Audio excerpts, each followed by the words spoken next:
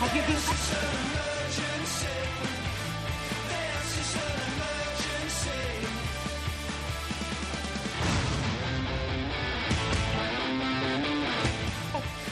Hello everyone, and welcome to Rage, where everything is the rage or should be. And this is... I'm Eva over here. And I am Sara over here. Yeah. And we have a really exciting episode on Rage today. Now, we are going to explore sports. I know we don't look like the most sporty of people, right? Sports and activities. Yeah, sports and activities. Interesting sports and activities. That you might want to pick up even if you are the kind of person like us. Like, or Daryl, who kind of just likes to sit down. It's not traditional sports. Not traditional. Shall we reveal? As you can see, we have like really bright cups here. So this is the first interesting sport that we're going to introduce to you. It's somewhat of a phenomenon that's taken over the world. It's apparently one of the fastest growing sports in the world. Yes. Yeah, so... you actually discovered this, and you are getting pretty good at it. So yeah, she was like doing all these like fancy things, and I was like, whoa. But I'm sure the people out there don't know exactly what it is. So we can take a look. Yeah, let's roll the video.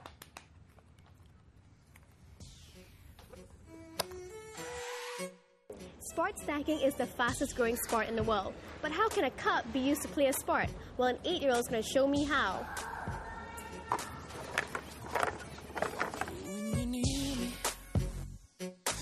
Try to hide it, but I can't escape. Not bad, not bad. Who would have known that stacking cups would one day be a sport? Well, at this year's championship in Colorado, sport stackers across 8 countries came together to compete. And our very own Singapore champs beat hundreds of others to emerge as some of the top finalists. Good on ya, boys. And your eyes don't tell a lie. I know you. Bring 'em out, bring 'em out, bring 'em out, bring 'em out. It's hard to yell when the barrel's in your mouth. Come on. Bring 'em out, bring 'em out. Hey. Bring 'em out, bring 'em out. Yeah. Bring 'em out, bring 'em out. Hey. Bring 'em out, bring 'em out. VIP coming live from the VIP. Heard the nightlife, lost life without me. Most feds in the state wanna see by me. The whole city got pissed. Heard he got 3. That other rapper got a hit. Do you think I can be as good as you? Yeah. Yes. You sure? Do you think I can beat you? No.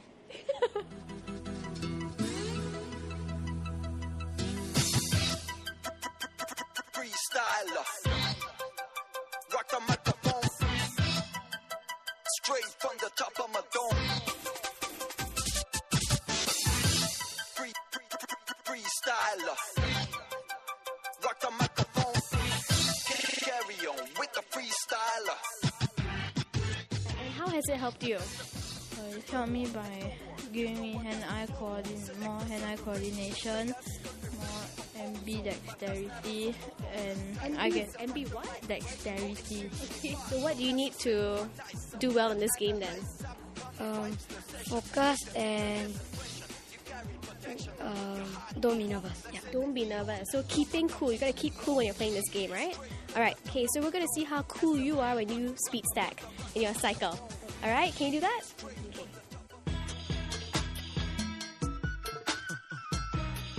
It's big pimpin', baby. It's big pimpin', spinach. Feel me? When the PE teacher first taught you the sport, what was your reaction? Oh, I thought that this was a waste of money and was not that interesting.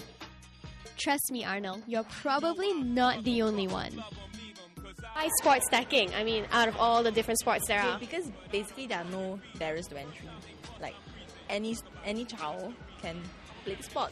And then even the child sitting back at the classroom who cannot run fast, who cannot swim fast, but he can learn the sport. Depends on how you perceive it, but for me, coming as a physical educator and a sportsman myself, it's definitely a sport because it encompasses most of the characteristics of what sports is. So if those who challenge us saying that this might not be a sport, come down and try to stack, you'll be amazed and you know what this sport is all about. I used to dabble with soccer for national team back in my youth days. Not that I'm old. As well as for contact sports. So I perspire a lot for myself, and the teachers, they're quite amazed, and the kids, they don't perspire, they sweat, I believe. So their shirt will be all drenched covered with their own perspiration because of the challenging factor. I mean, being human beings, you want to be challenged to a certain degree, and the better ones will want to actually improve their performance. So definitely it's not as easy. Right, so if you think that sport stacking is so easy, maybe you should try it for yourself first and then you can talk, right? Yes, definitely. If you think you are one of the faster, you can take us on. Feel free to start stacking. That's a challenge. Ready to take it? Sport stacking may have the elements of a real sport, but what if you still don't believe it's more than just a game? People don't think of it as a real sport. What do you have to say about that? You know, it's got all the elements of any other sport. It's very physical. It's competitive. It has, rules and regulations. It has world records. You compete against other stackers. So, it's a very non-traditional sport. But, at one time, golf, taking a little ball and hitting it into a hole with a stick sounded pretty silly too, I'm sure. But over time, people have accepted it, and we're seeing that with sport stacking as well. But is sport stacking more than just a novelty? Well, Emily Fox, the University of Minnesota basketballer and the face of sport stacking, says it's definitely helped her improve her athletic skills. You're a basketballer as well. How has it helped you? Right. Well, I always tell people I actually started sport stacking and playing basketball the same time.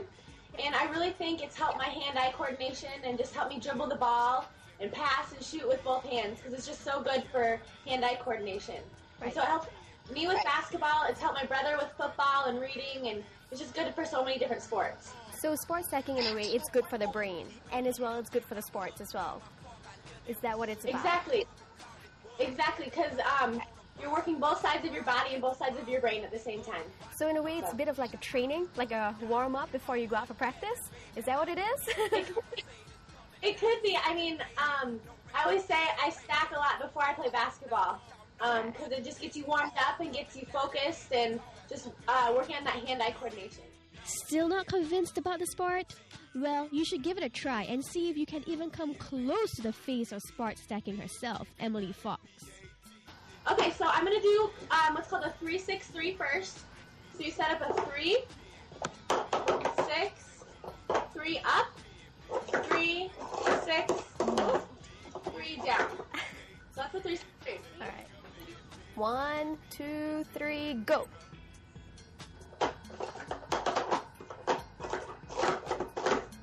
Told you so. Eva Ellinghausen, out. So what do you think about it, Sarah? That was fast. Yeah. Wait, it looks a lot easier than it really is, and that's why I figured. With your right hand first or your left hand? Okay, so this is a little live studio demo from an amateur myself. Okay. But I've been practicing in my spare time because it's quite addictive. Yes. If you're right-handed, you go like this way. Okay. You go towards the right. right. And then if you're left-handed, it goes the other way. I suppose so. It's easier that way. So you start from the right. You take one hand like this and like that. Okay. Okay. And over a here. Bit miss target lah, but next 3 here. And then after 2 on the side. Up like that, like that. Okay. You can never do this. Okay. It has to be like that. Yes. Okay. And then it will be the last one, which is the same. And then you're not done yet. You have to take it down this way. Okay. So it's like that. So she does the taking down pretty well, right? And then you gotta put your hands here to... I can do the hands part pretty well. Yeah. I can do the hands part. Dang! Like my mistake, which the boy told me was I put it all up, but I hadn't taken it down. So that's why he laughed at me. That's why he laughed That's why. Naughty little boy. Well, that was actually a pretty cool spot, but I think if people in the Tough Club did this, they probably won't get closer to a lower BMI.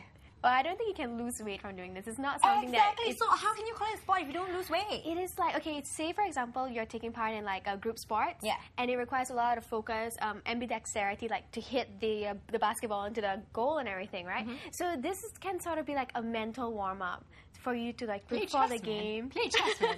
It's the same thing, right? Like mental warm-up using your hands. Yeah. Oh my gosh. Well, the kids love it, especially in Neon Primary School. Like, yeah, the kids look like they liked it, but it doesn't improve their presentation or like public speaking skills either, right? They're still young. They're still so shy. You should have like young. You know, They're still young. Yeah, but it was so cute, and they won so many prizes, which is pretty cool. That's right. They had to, endure jet lag and really, really cold temperatures. That and would they explain managed the photos. And they were there competing. Our Singapore kids for the first time went overseas and took part in this competition, and they competed in front of maybe 5,000 people there. Aww. So there were lots of people there, and they managed to perform under pressure. Get 1 gold and 4 silvers, right? Performed under pressure and did us very proud. And I'm quite proud of them for maybe next time will be our Olympic sport thing. That's You'll right. never know. That's right. Like what Bob Fox says, you never know. You never know. That's right. Well, this other thing that was pretty cool was I actually met the 2007 World Belly Dance Champion. This is interesting sport number 2. Interesting sport number 2. Now, okay, and surprise, surprise, the champion came in a package rather different from what I expected. So let's take a look. Okay, you are the only male belly dancer in Singapore. What does that make you feel? Special in some way, but maybe you wouldn't know there will be one out there, you know. Why did you choose belly dancing or ball dancing? I don't know, I find it's really unique and fluid. It is, but like, what influenced you to first pick it up? Oh, one of the singers, Shakira. Shakira. Yeah. I saw you do the separation stomach thing. How many parts do you have to your stomach? Sorry, which separation? You isolated your muscles just now? You mean this one? Or this one? We're watching Alien Resurrection. Yeah, this is not belly dancing. I don't know what it is. It's like, whoa, okay. Yeah, what happened there? It's isolation between the muscles in it. So you actually you contract different muscles from the top to the bottom and to the mid and then to the lower bottom. So it's from here all the way. It's much more on control of the muscles, and then get control of the muscles, and you do it slowly. Then you have a little flow there. I have just one muscle. It's just one. I don't know what happened there, but. And then you could like suck it in immediately too and show your ribcage. Yeah, that is the diaphragm. So it's you enclose, you vacuum all the air, and then using the diaphragm here, you just suck it up. So your air is actually compressed up. Can. Oh my gosh.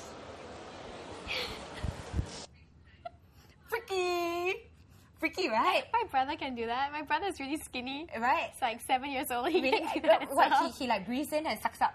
can I see the used to be bones able to sticking do out. it, you know, and I can't anymore because there's just way too much going on here to get through to that. Same here. Yeah, but like way too much. But he actually dances really well, and he was actually the champion 2007.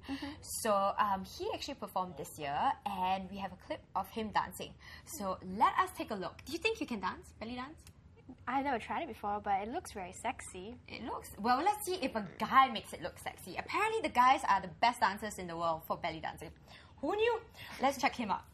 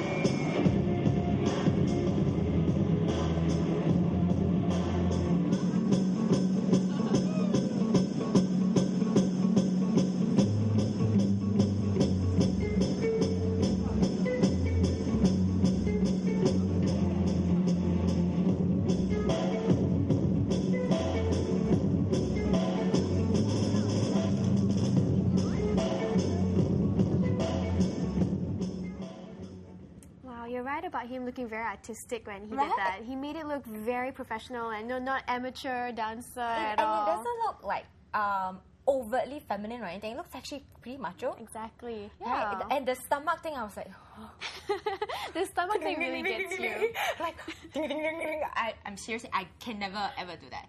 Would you actually go and try? I actually would try. Yeah, why not? Would you? It looks interesting. Okay, but would you Do be the a stomach bit? thing? No, would you be a bit like would you find it strange if a guy that you were interested in did belly dancing? I think it's not common. It's definitely not common to see a guy. And Darren is the only guy in Singapore, that's... yeah. But I mean, who knows? Because apparently in Taiwan it's really, really popular, and elsewhere as well. So, and these judges were actually judging the competition. They were telling me that like if a guy dances it, it would be like fantastic if he really does it well, and it's really good. That's what I was quite surprised about, because he didn't look like someone that was like learning it or was a little bit, not too great at it yet. But he seemed like he really mastered the art. Yeah, he has mastered the art. Yeah. And you know what I think is really cool about this? I'm pretty sure if you do this well enough, you can lose weight. I am sure you can lose weight.